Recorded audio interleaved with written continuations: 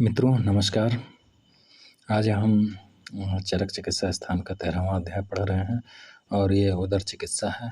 ये भी काफ़ी इम्पोर्टेंट चैप्टर है मित्रों, और इसको हम डिटेल में पढ़ेंगे। जो इसमें इम्पोर्टेंट पॉइंट है उसको भी पढ़ेंगे, और ये जो इसमें पॉइंट बताए जाएंगे मित्रों, ये AIPHT और जो हमारा अभी UPSC Uttar Pradesh public service commission का जो वैकेंसी निकली है उसके लिए भी इम्पोर्टेंट रहेगा। तो चलिए शुरू करते हैं मित्रों। सबसे पहले तो इसमें देख लीजिए, उदर का मतलब आयुर्वेद में केवल एब्डोमेन से नहीं है या पेट से नहीं है। इसका मतलब होता है क्षुद्रांत, बृहदांत, यकृत, प्लीहा आदि का इसमें समावेश होता है, और इनमें जो डिजीज उत्पन्न होता है ये सभी जो है इस उदर चिकित्सा में हम पढ़ेंगे। तो उदर रोगों की सामान्य संप्राप्ति देख लेते हैं मित्रों।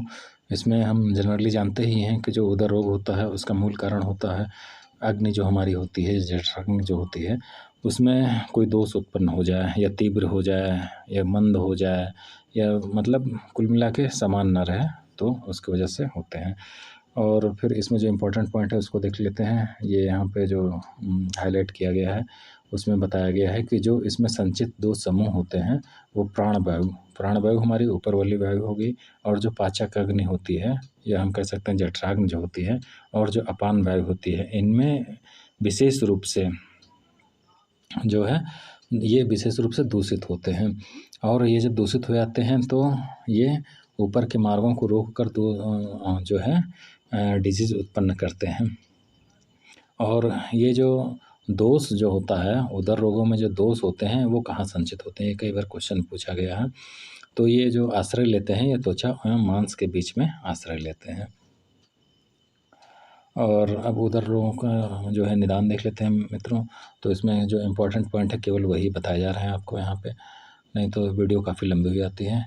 मिथ्या सरसनाज, तो आप पढ़ते ही हैं कि जो संशोधन वगैरह कर्म करते हैं उसके बाद चूँकि संशोधन होने की वजह से जठराग्नि या कह सकते हैं कि क्षुधा वगैरह हमारी कम हो जाती है, तो उसको रेगुलराइज करने के लिए हम पेया विलेपी और अन्न जो आप पढ़ते हैं उसमें कि कुल अन्न कल्पना कितनी है, ये सब चीज़ें हैं, तो उसका हम प्रयोग ढंग से नहीं करते हैं, तो उसकी वजह से जो ये उदर रोग का कारण बनते हैं।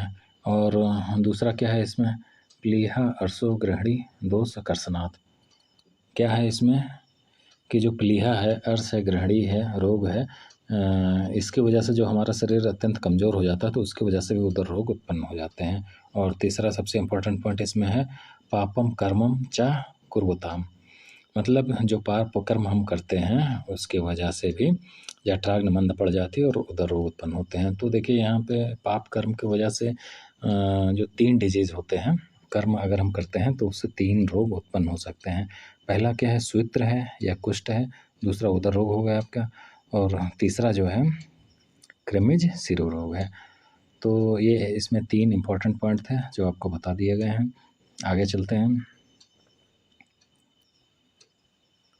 अब देखिए उदर रोग के पूर्व रूप हैं। तो उदर रोग के जो पूर्व रूप है मित्रों, इसमें वही सिम्टम आते हैं जो फर्स्ट ट्राइमेस्टर या सेकंड ट्राइमेस्टर या कह सकते हैं थर्ड ट्राइमेस्टर में लेडीज़ को होता है। विशेषता जो फर्स्ट ट्राइमेस्टर में होता है, जो प्रथम 3 महीने होते हैं उसमें होता है। जैसे उसको बार बार वोमिटिंग होना, जी मिसलाना, भूख ना लगना, मुँह का मीठा होना, इस तरह से इसको हम रिलेट करके मित्रों याद करेंगे तो आराम से याद हो जाएगा।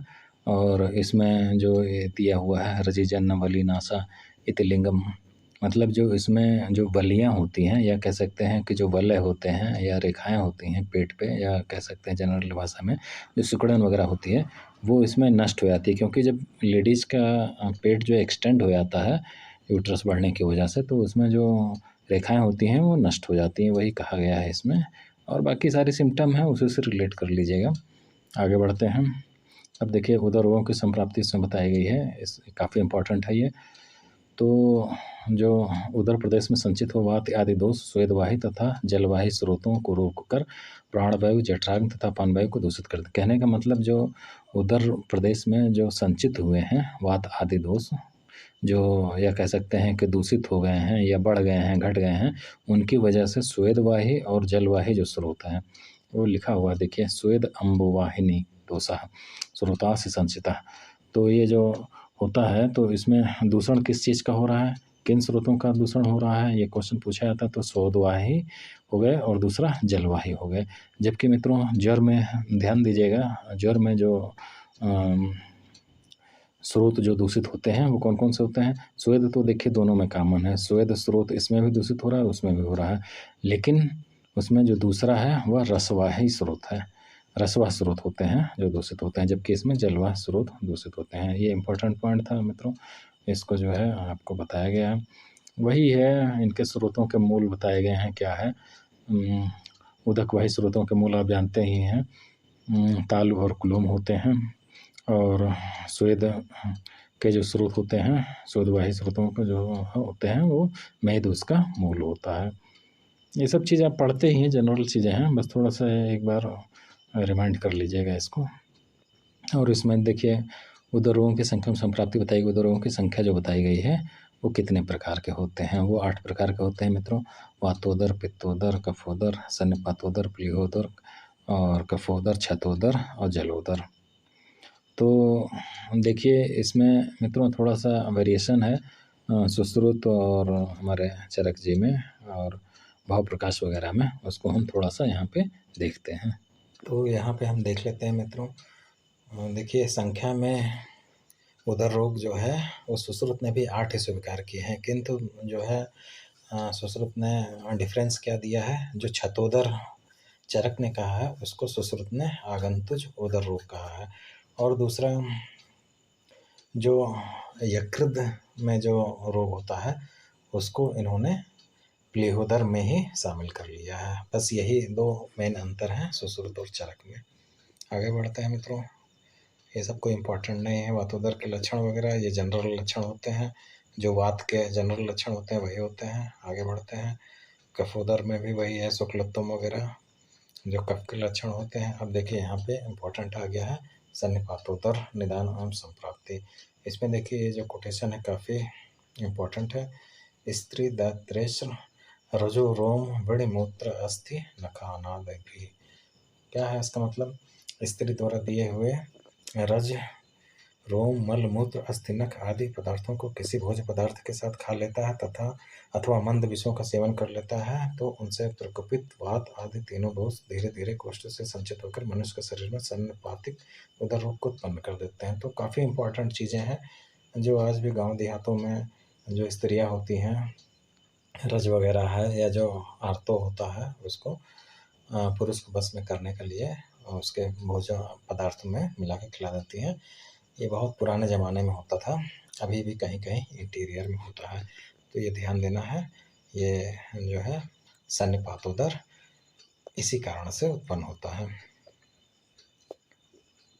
और आगे बढ़ते हैं, वृद्धि प्लीहा का जो स्वरूप है वो काफ़ी इम्पोर्टेंट है मित्रों, कभी कभी पूछा भी जाता है। तो ये बताया गया प्रारंभ में जब यह बढ़ने लगती है तो द्वारा कछुआ के आकार का ज्ञात होता है, स्पर्श द्वारा कछुआ के आकार की ज्ञात होती है, अर्थात उसकी जो सतह रहती है वो खुरदुरी रहती है। ये वृत्त प्लीहा का स्वरूप बताया गया है। तो ऊपर जो कोटेशन दिया गया है कभी कभी देखे इसको पूछते हैं। और देखिए बद्ध गुदोदर निदान एवं संप्राप्ति, ये भी इम्पोर्टेंट है। अब देखिए पश्चिम वाले सह अन्य भुक्ते वर्धने गुदे, यानी कि भोजन के साथ पक्षों पलकों के बाल अथवा सिर आदि के बाल यदि पेट के भीतर चले आते हैं तो उनसे गुद मार्ग के बंध जाने पर अथवा उदावर्त अर्श के मत्सों या हाथों की समूर्छना के कारण कुल मिला के जो भोजन के साथ में जो पश्चिम हैं, बाल हैं, ये सब चीज़ें जब हमारे पेट के अंदर चली आती हैं भोजन मार्ग से होते हुए तो लास्ट में गुद मार्ग में जाके फंस जाती हैं, उससे बद्ध गुदोदर होता है। और जबकि सन्निपातोदर को हम देख चुके हैं कि जो स्त्री अपने रज और इन सब चीज़ों को जो मिला देती है ना, उसकी वजह से होता है, दूसरी विष वगैरह जो है। अब देखिए बद्ध गुदोदर का जो लक्षण है ये काफ़ी इम्पोर्टेंट है। नाभि ऊपरी गोपुच्छ वर्ध भेद वर्तता, तो देखिए इसमें क्या होता है, देखिए यहाँ पे देखो शोथ प्रायः पूंछ के आकार के, जो गाय होती है ना मित्रों, ये शोथ प्रायः गाय के पूंछ के आकार के नाभि के ऊपर दिखलाई देता है। इस प्रकार के लक्षणों को देखकर इसे बद्धोदर समझना चाहिए, काफ़ी इंपॉर्टेंट है। नाभ्योपरि गोपुच्छ वर्तभिन्न वर्तते इति, यानी कि जो गाय की जो पूंछ होती है उसकी तरह इसका शोथ नाभि के ऊपर दिखलाई देता है। और देखिए छिद्रोदर को सुश्रुत ने परिस्रावी उदर भी कहा है, और छिद्रोदर का ये जो हाईलाइट किए हैं काफ़ी इंपॉर्टेंट है मित्रों। तदुदो नाभ्या पयो अभिवर्धमान उदरम कूड़पगंधा वर्च, मतलब जो इसमें वर्च निकलता है वो कूड़पगंधी होता है मित्रों, मुर्दे के समान इसकी गंध होती है। और क्या है, यह छिद्रोदर प्राय नाभि के नीचे होता है, यही बाद में बढ़ता हुआ उदकोदर हो जाता है और अपने बल के अनुसार दोषों के रूप को दिखाता है। तो ये इसमें इम्पोर्टेंट पॉइंट है। इसमें जो कोटेशन है ये कभी कभी इतनी ही लाइन देके पूछ लेते हैं कि ये किसके संबंध में बताया गया है। और एलोपैथी में इसे उदर परफोरेटेड एब्डोमेन भी कहते हैं। सभी तंत्रकारों ने 8 प्रकार के उदर रोग माने हैं, पहले ही हम देख चुके हैं। और जलोदर के बारे में देख लेते हैं। एसाइटिस जो पेरिटोनियल कैविटी में पानी के भर जाने की वजह से होता है। इसमें जो कोटेशन हाईलाइट किए गए हैं वो काफ़ी इंपॉर्टेंट है, इसको आप अपने टेक्स्ट बुक में ज़रूर ये मित्रों निशान लगाते चलिए जो इसमें हाईलाइट है। चोदरम नानवर्णम राजशिरा सनत मुदक पूर्ण धृति क्षोभ संस्पर्शा भवती, काफ़ी इंपॉर्टेंट कोटेशन है। आप देखेंगे विभिन्न प्रतियोगी परीक्षाओं में पूछे जाते हैं, चाहे वो पीएससी का एग्ज़ाम हो या फिर एआईपीजीटी का हो। तो थोड़ा इसको हिंदी में भी पढ़ लेते हैं मित्रों। अनेक प्रकार की रेखाओं तथा सिराओं का फैल जाना, स्पर्श करने पर जल से भरी हुई द्रुति मशक की भांति पेट में क्षोभ या हलचल होता है, अर्थात पानी हिलता प्रतीत होता है और एक ओर से दबाने पर पानी दूसरी ओर हो जाता है। इसे उदकोदर या जलोदर समझना चाहिए। अब देखिए मित्रों जो पारीख है उसमें भी थोड़ा सा जो है इसको रिलेट करके कंपेरिजन करके 1-2 डिजीज़ का बताया गया है कोटेशन, उसको भी आप लोग देख लीजिएगा। आगे बढ़ते हैं। अब इसमें साध्य साध्यता बताई गई है कि उदर रोगों का, तो वातोदर, पित्तोदर, कफोदर, प्लीहोदर, सन्निपातोदर और जलोदर रोग उत्तरोत्तर कष्ट साध्य होते हैं। कहने का मतलब यह है कि वातोदर आसानी से ठीक हो जाता है, जबकि जलोदर जो है वो आसानी से ठीक नहीं होता, कष्ट साध्य होता है।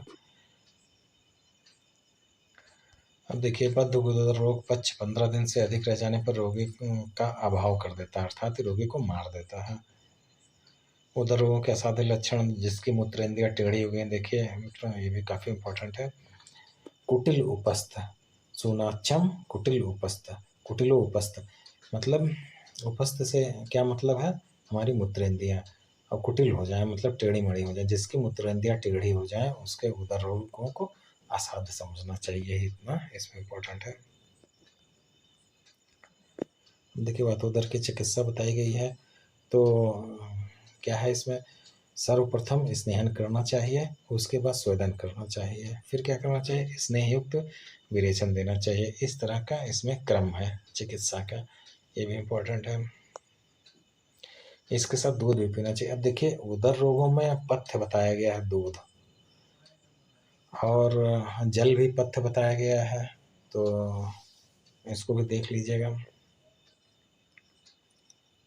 अनुवासन का प्रयोग बताया गया है, किस तरह से हमको अनुवासन का प्रयोग करना है। जिन उदर रोगियों के शरीर में स्फुरण, आक्षेप, कन्वल्जन, संधिशूल, अस्थिशूल, पार्श्वशूल, त्रिकास्त्य, इन सब चीज़ों की वजह से अपन में रुक गया हो तो उसमें अनुवासन बस्ती देते हैं। देखिए अनुवासन बस्ती में मुख्यतः स्नेह का ही प्रयोग किया जाता है, और बहुत ज़्यादा इसमें औषधियों का तो प्रयोग होता नहीं है। उसी के बारे में यहाँ देखिए नीचे बताया गया है, थोड़ा सा इम्पॉर्टेंट है, इसको देख लीजिए। जो बस्ती स्नेह द्रव्यों के योग से दी जाती है उसे अनुवासन कहते हैं, और जो क्वाथ आदि में क्षार, सोडा आदि तथा तेल मिलाकर दी जाती है उसे निरोहण बस्ती कहते हैं। अर्थात मित्रों केवल अगर स्नेह का ही द्रव्यों का प्रयोग किया था तो वो अनुवासन बस्ती है, जबकि जो निरोह बस्ती होती है उसमें क्वाथ आदि औषध द्रव्यों का जो है चाहे पंचांग हो, चाहे पुष्प हो या फल हो, तो उसका क्वाथ बना लेते हैं। उसको आप जानते ही हैं, आप क्वाथ किसको कहते हैं। और उसमें क्षार मिला देते हैं और तेल भी उसमें मिला दी जाए तो ये निरूह बस्ती के कंटेंट बन जाते हैं। वो तो दोनों प्रकार की बस्तियाँ एक ही प्रकार के यंत्र द्वारा दी जाती है। निरूह तथा अनुवासन का प्रयोग इसमें करते हैं उदर रोगों में। उदर रोगों को अधोभाग के लिए उपयुक्त अर्थात विरेचन कारक 10 मूल के द्रव्यों द्वारा साधित तीक्ष्ण निरूह बस्ती का प्रयोग किया जाता है। अब देखिए ये भी इम्पोर्टेंट है, अभी पूछा जाता है कि निरूह बस्ती में, उदर रोग में निरूह बस्ती में क्या प्रयोग करते हैं, तो हम बताएंगे कि 10 मूल द्रव्यों का प्रयोग करते हैं।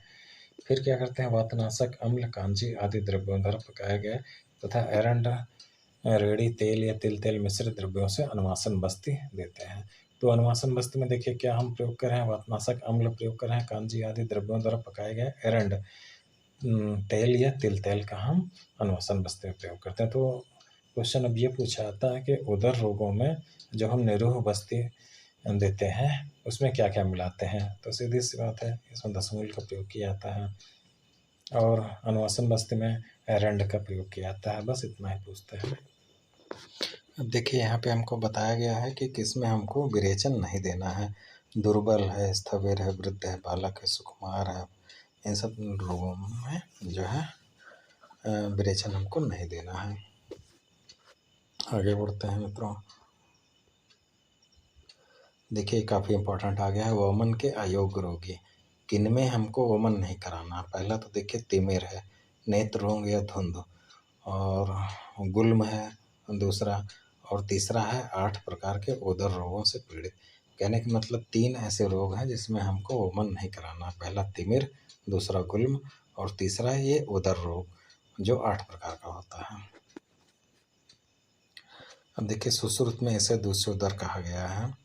पहले बताया जा चुका है आपको कि जो सन्निपात उदर है उसको सुश्रुत में दूसरे उदर भी कहा है।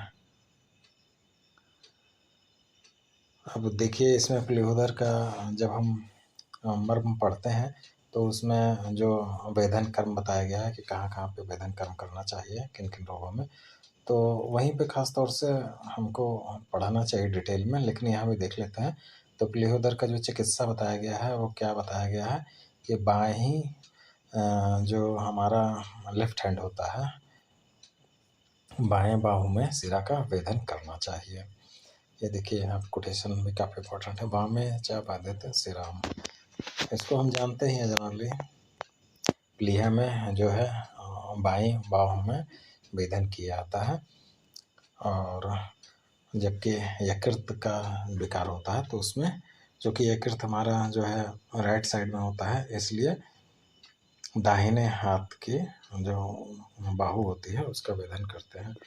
अत्रि के इस सांकेतिक निर्देश से यहाँ वर्धमान पिपली का प्रयोग करना चाहिए। देखिए वर्धमान पिपली का प्रयोग बताया ही गया है, इसमें प्लीहोदर में बताया गया है वर्धमान पिपली का प्रयोग। बिडंगा आदि क्षार का भी प्रयोग किया जाता है। रोहित घृत का प्रयोग किया गया है। अग्निकर्म चाकुर्वेद विश्व वात कफूल बड़े। तो देखिए प्लीहोदर में अग्निकर्म का प्रयोग उस समय करते हैं जब वात कफज प्लीहोदर होता है। देखिए काफ़ी इंपॉर्टेंट है, वात कफज प्लीहोदर में ही अग्निकर्म का हम प्रयोग करते हैं। अग्निकर्म चाकुर्वित भिषग वात कफूल बड़े, ये भी कोटेशन पूछा जाता है। प्लीहा वृद्धि में बाही कोहनी के बीच में और यकृत वृद्धि में दाहिनी कोहनी के बीच में अग्निकर्म करना चाहिए, आपको बताया जा चुका है। और देखिए बद्धगोदर चिकित्सा में क्या है, सर्वप्रथम स्वेदन करना चाहिए, इसके बाद जो है उसमें निरोहण वस्त्र तथा अनुवासन वस्त्र देनी चाहिए। तो देखिए इसमें चिकित्सा का क्रम याद रखना जरूरी है कि इसमें सबसे पहले स्वेदन करते हैं, फिर उसके बाद निरोहण वस्त्र तथा अनुवासन वस्त्र देते हैं। और परिश्रावी उदर कहा है, इसमें ब्रीही मुख प्रवेश नरी द्वारा छिद्रोदम सचित जल को निकाला जाता है। अब देखिए यहाँ पे भी इम्पोर्टेंट है, वाघभट्ट जी ने बताया है, वृद्ध वाघभट्ट अर्थात अष्टांग संग्रह ने क्या कहा है, ब्रीहिमुख नामक शस्त्र से नाभि की बाईं ओर 4 अंगुल छोड़कर काट कर जल निकालने का आदेश दिया है। ये भी काफ़ी इम्पोर्टेंट है मित्रों जलोदर के लिए, कि जलोदर में वृद्ध वाग्भट ने बताया है कि ब्रह्मुख नामक शस्त्र से नाभि की बाईं ओर 4 अंगुल छोड़कर काट कर जल निकालने का आदेश दिया है। अब देखिए ये भी बताया गया है इसमें कि वातज, पित्तज, कफज और जो सन्निपातज 4 उदर रोग होते हैं वो औषधि से ठीक हो जाते हैं, जबकि प्लीहोदर है, बद्धकोदर है, क्षेत्रोदर और जलोदर ये 4 शस्त्र चिकित्सा द्वारा साध्य हो जाते हैं। उदर रोगी की योग्य आहार, तो जंगल प्रदेश में उत्पन्न पशु पक्षियों, तो मित्रों हम जानते ही हैं कि जंगल प्रदेश में, चूँकि देखिए उदर रोग जनरली मंदाग्नि की वजह से होता है और ऐसे हमको चीज़ों का इस्तेमाल नहीं करना चाहिए जो मेद और जठराग्नि को जो है दुर्बल करें। तो जनरली हम देखते हैं कि अनूप देश में जो चीज़ें उत्पन्न होती हैं वो अग्नि को दबाती हैं, या आप कह सकते हैं कि मंदाग्नि उत्पन्न करती हैं। इसलिए हमको जो पथ्य बताया गया है उदर रोगी में वो जंगल प्रदेश का ही मांस या जो वहाँ पे फल फूल होते हैं आदि का प्रयोग करने के लिए कहा गया है। उदर रोगी में देखिए यहाँ बताया भी गया है, उदर रोगी के अयोग्य आहार, जल में तथा अनूप जल प्रधान देश में उत्पन्न होने वाले प्राणियों और जो वनस्पतियाँ होती हैं उनको हमको सेवन नहीं करना चाहिए।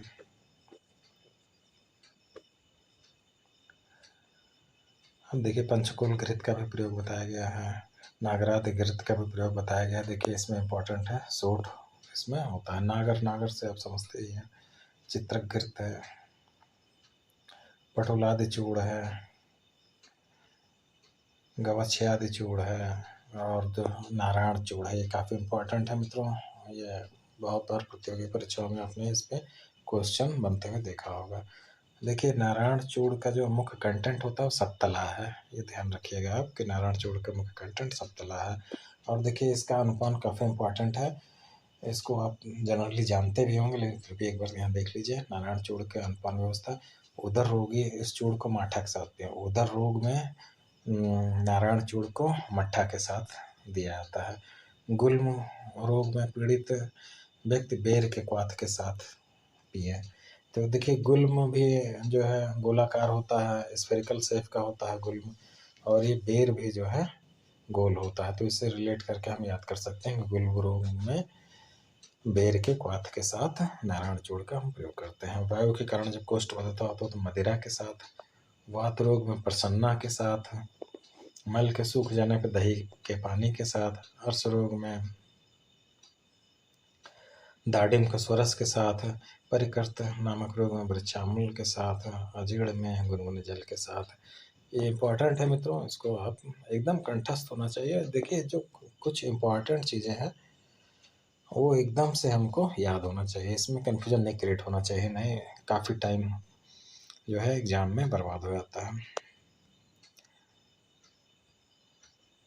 हपुसादि चूर्ण, हपुसादि चूर्ण देखिए काफ़ी इम्पोर्टेंट है और इसका रिलेशन में देखिए हपुष्पादि घृत होता है, ये वातज गुल में दिया जाता है। तो हपुष्पादि चूर्ण का जो प्रयोग करते हैं हम उदर रोग में करते हैं, और इसका जो घृत होता है हपुसादि जो घृत होता है वो वातज गुल में प्रयोग करते हैं। नीलमियादि घृत और नीलमियादि चूर्ण जो होते हैं, नीलमियादि चूर्ण हम प्रयोग कर रहे हैं उदर रोग में, जबकि नीलमियादि घृत हम प्रयोग करते हैं वातज गुल में। आगे बढ़ते हैं मित्रों, वीडियो को छोटा ही रखना, कम वीडियो काफ़ी बड़ी बन जाती है। दूसरी उदर चिकित्सा, दूसरी उदर को ही सन्निपातोदर कहा गया है, पहले भी देख चुके हैं। और देखिए यहाँ क्षार वाटिका, क्षार वाटिका भी काफ़ी एग्जाम में पूछा जाता है कि कहाँ प्रयोग करते हैं, तो उदर रोग में इसका प्रयोग करते हैं। और इसका प्रमाण पूछा जाता है कि किस मात्रा में देते हैं, तो कोल प्रमाण में देते हैं। उदर रोग में अरंड तेल का प्रयोग हम पहले ही देख चुके हैं, अन्वासन बस्ती में किया गया था। अब देखिए यहाँ पे काफ़ी इम्पोर्टेंट कोटेशन है, अक्रियायाम ध्रुवो मृत्यु क्रियायाम संशयो भवत। कहने का मतलब ये है कि अगर हम चिकित्सा करेंगे तब भी मृत्यु का भय रहेगा, और अगर हम चिकित्सा नहीं करेंगे तो निश्चित रूप से मृत्यु मिलेगी। ये कहा गया है। तो देखिए ये जो कोटेशन है अक्रियायाम ध्रुवो मृत्यु क्रियायाम संशयो भवेत्, ये हारित ने प्रयोग किया है जलोदर के लिए, सुश्रुत ने स्मरी के लिए प्रयोग किया है और वाग्भट ने मूढ़गर्भ के लिए प्रयोग किया है।